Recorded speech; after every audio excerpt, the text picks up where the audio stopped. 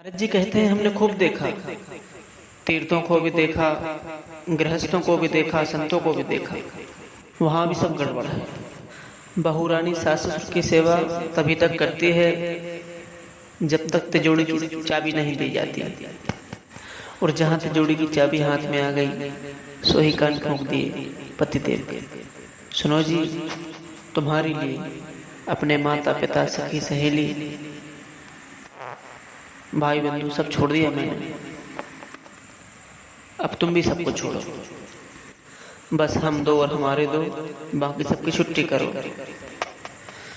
तो तरणी प्रभुता गे है साल को बुद्धिदायका,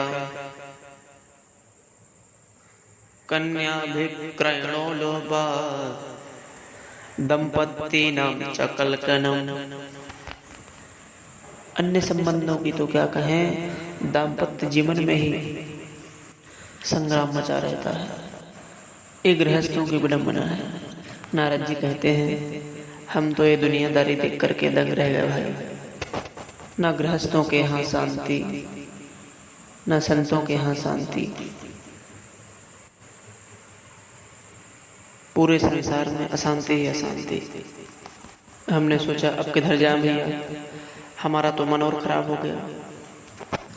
हम तो शांति के लिए यहाँ सत्संग का लाभ लेने आए, ये देख देख के तो दुनियादारी हमारा चित्त अशांत हो गया। अब कहाँ जाए? हमने कहा चलो वृंदावन चलते हैं। यामुनम तटमापन्ना, सीधे यमुना तट पर गए। पर तत्राश्चर्यम मया दृष्टम, महाराज जी हमने वो यमुना के किनारे भी एक आश्चर्य देखा। क्या देखा वृंदावन में? एका तो तरुणी तत्र निसन्ना खिन्न मानसा, एक युवती यमुना के तट पर सिर पकड़कर रोती दिखाई दी। दो वृद्ध उसके सन्मुख पड़े थे, अचेतन। कुछ देवियों ने उसे घेर रखा था। मैंने जब उससे रोने का कारण पूछा और उससे परिचय पूछा, कासित तुम, देवी जी आप हैं कौन? तब उसने तो पहले अपना परिचय दिया, अहम भक्तिरेति ख्याता इमो में तनयो मतो, ज्ञान वैराग्य नामानो काल योगेन जर्जरो। मेरा नाम है भक्ति देव। ये जो दोनों बुढ़े मेरे सामने पड़े हैं ये मेरे बच्चे हैं। एक का नाम ज्ञान, दूसरे का नाम वैराग्य। नारद जी आंखें फाड़ के देखने लगे। 20 साल की माता जी और 90 साल के बच्चे इतने बुढ़े, ये कैसे हुआ देवी? बोले काले योगेन, यही तो समय का खेल है, इसलिए तो रो रही हूँ। जमाना देखो, समय देखो कैसा है। मैं नवयुवती बनी बैठी रही, बच्चे दोनों बुढ़े हो गए। मैं दक्षिण में पैदा हुई थी सरकार। उत्पन्ना द्रविड़े साहम वृद्धि कर्णाटके गता, क्वचित क्वचिन महाराष्ट्रे गुर्जरे जीर्णतां गता। भक्ति माँ ने अपना परिचय दिया। उत्पन्ना द्रविड़ देश माने दक्षिण भारत। दक्षिण में मैं पैदा हुई और निश्चित रूप से आज भी भारत में, दक्षिण भारत में जितनी भक्ति भाव दिखाई पड़ता है वह निस्संदेह दर्शनीय है। दक्षिण भारत के पहले तो मंदिर की भव्यता दिव्यता को ही देख लो जाकर। जितने भी मंदिर हैं दक्षिण के, एक से एक जबरदस्त है। बालाजी, उनका तो कहना ही क्या। मैं तो कहता हूँ संसार का सर्वोत्कृष्ट मंदिर, दुनिया में इतना भव्य मंदिर कहीं देखने को नहीं मिलेगा। तिरुपति बालाजी, और भी देखो मीनाक्षी, रामेश्वरम, एक से एक जबरदस्त। श्रीरंगम, तो उत्पन्ना द्रविड़े, और आज भी वहां पर संस्कृतज्ञ विद्वान और शास्त्रों के प्रति निष्ठावान आचार्य बहुत आयत संख्या में आपको प्राप्त हो जाएंगे। बहुत बार हमें दक्षिण में कथा कहने का अवसर मिला और दक्षिणार्थ पंडितों के बीच में एक वहाँ के बहुत अच्छे संत हैं, उनके जन्म उत्सव पर प्रतिवर्ष जनवरी फरवरी के बीच में वहाँ पे कथा होती है और वहाँ पर सैकड़ों की संख्या में दाक्षिणात्य पंडित पधारते हैं। संस्कृत कई भाषाओं में अलग अलग कथाएं होती हैं, मलयालम में भी होती है, तेलुगु में भी होती है, तो हिंदी भाषा में हमको बुलाया जाता है। वहाँ पर भी हिंदी समझने वाले बहुत कम हैं, ज़्यादा नहीं है, पर फिर भी हमें बुलाते हैं। और कथा भी बड़े विचित्र ढंग से होती है। पारायण, वहाँ पे पारायण का ज़्यादा महत्व होता है। जब भागवत का पाठ होगा तो स्त्रियां भी गुटखा लेके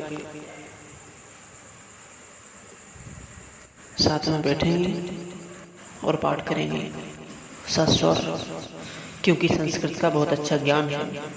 हिंदी बोलेंगे तो नहीं समझ पाएंगे, संस्कृत में खूब समझ लो, संस्कृत की समझ में आ जाती है। संस्कृत और मलयालम का काफ़ी मिलती है। वहाँ हम देखते हैं आज इनकी कथा कल उनकी कथा, क्रम से जितना पाठ होगा उतने की ही कथा वो अगला वक्ता कहेगा, और जितना पारायण होगा उसके बाद जो भी वक्ता व्यास गद्दी पर बैठेगा तो जिन अध्यायों का पारायण हुआ है उस अध्याय की कथा कहेगा, जो भी सामने आ जाए। तो वहाँ पर देखने को मिलता है कर्मकांड, विधि विधान से दर्शनीय अद्भुत। दक्षिण की शैली भी कुछ अलग ही ढंग की है। तो भक्ति भाव वहाँ सचमुच दर्शनीय है। एक गुरुवायु मंदिर है दक्षिण में, तो स्वामी जी बोले दर्शनीय है, चलिए आपको दर्शन करा दें। तो रात को 3 बजे स्नान आदि करा के केवल एक धोती और कोई वस्त्र नहीं होना चाहिए, नहीं तो मंदिर में प्रवेश नहीं होगी। धोती पहन के मैंने सोचा रात के 3 बज रहे हैं, आराम से दर्शन होंगे, भीड़ तो होगी नहीं। पर वहाँ जाके मंदिर में देखा इतना अपार जन सैलाब कि जब VIP लाइन हमारी लगी तब भी महाराज कई घंटों के बाद दर्शन हुए। सामान्य लोगों की तो लाइन इतनी लंबी थी कि भाई पूछो मत। हम तो हैरान हो गए, रात को 3 बजे दर्शनार्थियों की इतनी लंबी लाइन, इतनी अपार भीड़, इतनी श्रद्धा भक्ति है। तो उत्पन्ना द्रविणे, भक्ति माँ कहती है कि मैं द्रविण देश में पैदा हुई, कर्नाटक में मैं बड़ी भई, सयानी हुई, महाराष्ट्र में कहीं कहीं पर हमारा बड़ा आदर सम्मान हुआ, पर कई पाखंडियों के प्रदेशों में मेरी विडंबना भी हुई। पाखंड से भक्ति बहुत पीड़ित होती है। तो भक्ति का आवरण ओढ़ करके, भक्ति का चोला पहन करके, दिखावा करके दुनिया को ठगे, मूर्ख बनावे, जब पोल पट्टी खुल जावे तो बदनाम कौन होगा? भक्ति बदनाम हुई कि नहीं? अरे बड़े बरबगुला बहुत निकले, भगत निकले, बगुला भगत समझते हैं। हंस जैसा ही होता है बगुला, पर हंस और बगुला में बहुत बड़ा अंतर होता है। देखने में हंस जैसा लगता है, लेकिन पानी में जाएगा और एक पैर पर खड़ा हो जाएगा, एक पैर नीचे और एक पैर ऊपर उठा लेगा। जैसे संत ज्ञान मुद्रा में बैठते ना आशीर्वाद देने के लिए, तो बगुला भी यही करता है। एक पैर पे खड़ा हो जाएगा, दूसरा पैर उठा लेगा आशीर्वाद देने के लिए। भोली भाली मछलियां समझती हैं, देखो कितने सिद्ध संत आए, कितने श्वेत वर्ण के हैं, कितने सात्विक हैं, और आशीर्वाद दे रहे हैं हाथ उठा के। चलो बहन आशीर्वाद दे। और जो मछली आशीर्वाद लेने के लिए आई, गप से मुंह में धर के गोविंदाय नमो नमः। मछलियों की लाइन तो बहुत आ रही है, आपस में बातें कर रही हैं सखी। दर्शनार्थी जाने वाले तो दिखाई पड़ रहे हैं, लौटने वाले नहीं आ रहे हैं। किसी ने कहा महाराज जी दर्शनार्थी कहाँ चले जाते हैं? भगत जी ने आशीर्वाद दिया, यद गत्वा न निवर्तन्ते तद्धामं परमं मम। हमारा आशीर्वाद ऐसा दिव्य है कि सीधा वहां जाते हैं जहां से लोग लौट के नहीं आते, सीधे भगवत धाम की यात्रा कराते हैं। ऐसे होते हैं बगुला भगत। भगत हंस जैसा तो आवरण धारण कर लिया है, बाकी दृष्टि इस बात पे है कि किस मछली को फांसा जाए, और जो एक बार मछली फंस गई तो इनके जंगल से निकल नहीं पाती, तो बाद में भक्ति बदनाम होती है ना। आज कोई साधु भेष में पाखंड करे और जेल चला जाए और उसका पाखंड खुल जाए तो बदनाम कौन हो गया? उनका क्या बिगड़ा? उनका तो धंधा ही यही था, जिसमें सफल हो जाए। उन्हें लगा यह रास्ता सफलता का बहुत बढ़िया है, क्योंकि लोगों की संत साधु में अंधविश्वास, अंधश्रद्धा होती है, उसका फायदा उठाया जाए। लोग अंधे हो जाते हैं। श्रद्धा में जब अंधापन आ जाता है तो फिर उसका शोषण होने लगता है। श्रद्धा तो होनी चाहिए, श्रद्धा विश्वास भक्ति भाव खूब होवे, पर आँख खोल के होवे, क्योंकि अंधश्रद्धा में वर्तमान के युग में खतरा हो जाता है। उसी का परिणाम आज देखने को मिल रहा है। परंतु बेचारी विडंबना तो भक्ति की होती है। भक्ति बेचारी बदनाम हो गई। भगत लोग सब ऐसे होते हैं, यही तो होगा। उस पाखंडी का तो कुछ नहीं बिगड़ा, परंतु बदनाम तो भक्ति हो गई। पाखंडई खंडितांगता।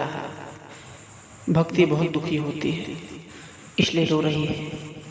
भक्ति माँ कहती है, नारद जी, मैं बच्चों के लिए भटकती हुई जब मैं वृंदावन में पहुंची तो जाता हम तरुणी, एकदम मैं तो नई नवेली हो गई। देखिए ये रोचक कथा है। भक्ति ज्ञान वैराग्य को किसी ने देखा है क्या? ज्ञान दिखाई पड़ता है क्या? भक्ति दिखाई पड़ती है क्या? वैराग्य दिखाई पड़ता है क्या? आप में कितना ज्ञान है, कितना वैराग्य है, कितनी भक्ति है, ये तो अंतर का विषय है। क्रियात्मक विधि से वो समझ में आता है, परंतु कोई स्त्री मुक्षु के रूप में ज्ञान वैराग्य और भक्ति, हमें तो लगता है रूपक कथा है। इस संकेत के माध्यम से बताया गया है। भौतिक रूप से देखो तो आपको पता ही है, दक्षिण भारत के धर है, कर्नाटक के धर है, महाराष्ट्र के धर है, वृंदावन के धर है, ये तो बहुत देखा। लेकिन आध्यात्मिक दृष्टि से विचार किया जाए तो उत्पन्ना द्रविणे, भक्ति पैदा कहाँ होती है? जब हृदय द्रवित होता है।